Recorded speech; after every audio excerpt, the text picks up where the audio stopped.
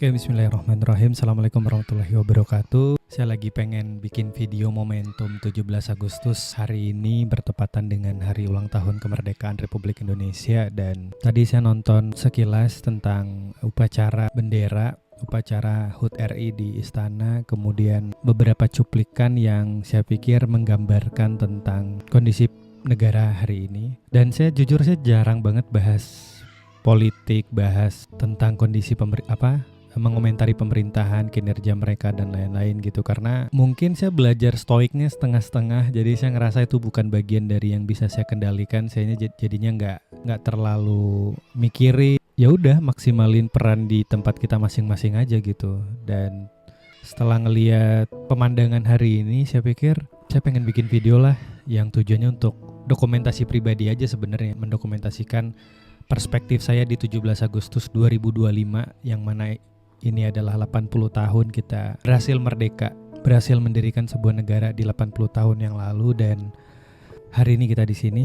Buat yang belum tahu, saya tuh bekerja sebagai amil di sebuah lembaga amil zakat, dan tentu itu membuat saya jadi banyak terpapar dengan kondisi masyarakat kecil. Saya kalau ngebayangin jadi presiden, jadi Pak Prabowo gitu ya, mungkin saya bakalan ngebawa suasana hari ini tuh agak sedikit sendu, sedikit mengajak masyarakat untuk refleksi. Lebih tepatnya bukan masyarakat, mengajak tim mereka, tim beliau untuk refleksi. Menteri-menterinya, baik itu di pusat sampai ke daerah-daerah gitu ya, para aparatur sipil negara gitu ya, para ASN dan lain-lain. Pokoknya semua dibangun gitu. Bukan dalam rangka pesimis, enggak. Kita tentu nggak boleh pesimis. Justru refleksi itu ngebantu kita untuk ngelihat diri kita ke dalam kan gitu. Jadi kalau di media sosial saya pikir udah banyak lah berita-berita tentang yang blunder-blunder, ucapan-ucapan para menteri, ucapan-ucapan para petinggi negara gitu ya. Dan saya sebagai orang yang sering berinteraksi dengan masyarakat kecil dalam tanda kutip, merasa ini ironi gitu. Pemandangan hari ini tuh ironi sekali gitu. Di saat orang bilang kita punya sumber daya yang, kita ini orang yang kaya, negara yang kaya, punya sumber alam dan lain-lain gitu. Akhirnya apa yang terjadi hari ini ya, kita sibuk saling serang. Pemerintah ngeluarin statement yang anggaplah blunder, kemudian netizen menanggapinya dengan marah-marah, dengan teriak-teriak di media sosial, dengan aksi dan lain-lain gitu. Pemandangan ini kemudian membuat kita jadi tidak kompak gitu antara para pemegang kebijakan dengan kita sebagai rakyatnya gitu. Lalu terus kita ngapain habis ini gitu? Habis kita ngerayain happy-happy nih di kemerdekaan hari ini, terus kita ngapain? Yang pasti menurut saya kita nggak bisa nungguin pemerintah untuk tiba-tiba ngasih solusi yang ekstrim, radikal, dan extraordinary yang kemudian menyelesaikan semua masalah kita. Kita nggak bisa nungguin itu teman-teman. Nggak bisa. Antara masalahnya memang sekompleks itu atau memang orang-orang di situ tidak kompeten untuk menyelesaikan ini. Tapi ini tidak menunggu itu bukan dalam artian kita pesimis dan apatis ya, enggak. Cuman itu bagian dari, menurut saya itu bukan bagian dari hal yang bisa kita kendalikan. Kecuali kita mau masuk ke dalam dan kita punya gagasan yang menurut kita itu handal untuk kemudian bisa menyelesaikan banyak masalah ini, it's okay. Bagus banget malah gitu ya. Jadi apa ya, nunggu terus tuh bikin kita kecewa soalnya. Nungguin pemerintah makin baik, makin menyelesaikan semua ini, justru makin hari kita makin kecewa kan pada akhirnya gitu. Nah kemudian saya kepikiran, kenapa kita nggak mulai dari bawah aja? Saya ini misalkan di lembaga zakat gitu ya, saya ngerasa nyelamatin anak yang nyaris putus sekolah itu udah bagian dari yang bisa saya kerjakan di posnya saya gitu. Teman-teman juga punya posnya apa? Di kantor bekerja dengan baik, dengan maksimal, berikan peran terbaik. Dimanapun kita punya teman yang butuh dinasehatin, kasih nasihat yang baik ya. Makin dekat sama Allah, makin saling mengingatkan, makin sering kita ke masjid sama-sama, makin dekat sama Al-Quran dan lain-lain. Itu mulai dari diri di internal kita, di lingkungan kecil kita gitu ya. Jadi menurut saya kita gak mesti jadi pejabat, kita cukup jadi manusia yang care satu sama lain, yang peduli. Kalau teman-teman lagi lapang, lihat ada rezekinya, usahakan jadikan kebiasaan bersedekah dan berbagi, berinfak, berzakat itu tiap bulan, setiap lagi ada gitu ya. Bahkan sebenarnya tuntunannya lagi lapang ataupun lagi sempit, kita keluarin aja gak apa-apa. Itu tuntunannya begitu. Jadi manusia yang peduli, kalau kita lagi ada uang, lagi ada rezeki, jangan lupa keluarin. berbagi. Kalau kita nggak punya uang gimana? Atau kita punya uang tapi kita juga punya ide, punya gagasan. Oke, yuk kita bareng-bareng jalanin. Contoh nih, misalkan teman-teman ngelihat anak kecil yang terpaksa pulang sekolah harus berjualan. Itu kan bukan waktunya mereka. Coba deh dengerin lagunya Iwan Fals yang judulnya, kalau nggak salah ya, judulnya itu Ujung Aspal Pondok Gede. Saya ingat saya itu. Iya, menceritakan seorang budi kecil yang lagi jualan koran.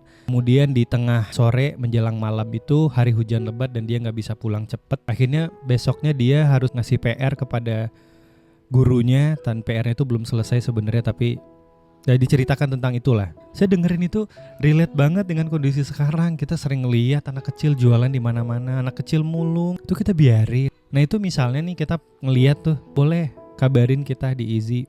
Terutama saya punya cover area di Sumatera Barat, boleh tidaknya kita ada kontribusi untuk ngasih tahu gitu ya, bahwa nanti akan ada diapakan adik-adiknya, kita bikin gitu. Maksudnya apa ya, kalau teman-teman punya gagasan atau punya uang atau punya informasi tadi, anak kecil tadi misalkan, kita ngobrol bareng aja yuk gitu. Teman-teman kalau punya uang, sedekah, berzakat, berbagi, atau ibadah juga, teman-teman juga akan berdampak terhadap ibadah yang kita lakukan gitu ya, akan dapat pahala juga di sisi Allah Subhanahu wa taala. Nanti dengan uang yang dikumpulin kita bisa bikin sesuatu, bikin program yang sifatnya mungkin prototype gitu ya, jadi percontohan. Syukur-syukur nanti pemerintah jadikan project kecil kita itu jadi big projectnya mereka. Nggak apa-apa, program yang menginspirasi gitu. Mungkin kita nggak bisa bantu semuanya karena kita ya kecil. Uang yang kita kumpulin berapa sih kalau dibanding dengan APBN gitu ya?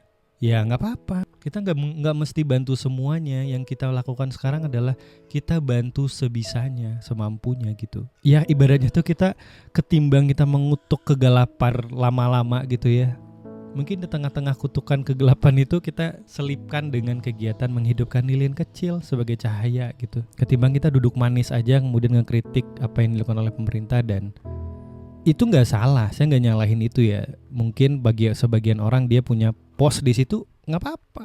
Kan saya balik lagi, kata kuncinya adalah apa pos yang tempat kita lagi berperan, perankan aja dengan maksimal di pos kita itu. Saya di lembaga zakat ya udah, tugas saya adalah ngajak orang menunaikan zakat infak sedekahnya. Makin banyak dana yang kita kelola, makin banyak program yang keren bisa kita buat sehingga bantu anak-anak kecil itu. Ya Allah, saya tuh apa ya, ketemu anak kecil yang mau berhenti sekolah, dibully sama teman-teman kelasnya karena sepatunya udah nggak layak. Tuh saya ketemu seorang ibu janda, anaknya 3, anaknya nggak punya sepatu buat sekolah, tuh minta sepatu ke siapa coba? Ketemu saya tuh yang begitu-gitu, ketemu anak kecil jualan tisu, yang mana saat teman-teman yang lain dia mestinya sih bermain dan belajar gitu, tapi terpaksa disuruh berhenti juga. Dia butuh kerjaan itu, dia butuh uang untuk belanjanya, untuk orang tuanya dan lain-lain gitu. Intinya saya pengen ngajak teman-teman, yang pertama, bayangin ada satu anak yang bisa kembali sekolah atas kontribusi kita karena dia diterpa oleh realita yang tiba-tiba di umur segitu dia harus,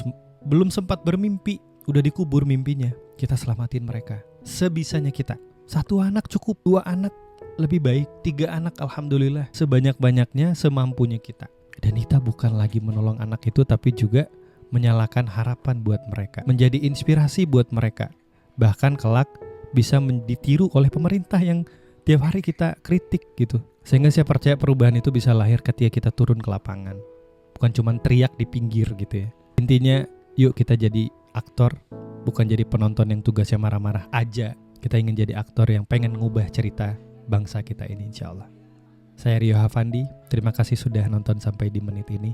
Yuk kita gerak bareng-bareng. Saya gak bisa sendirian, kita bareng-bareng insya Allah.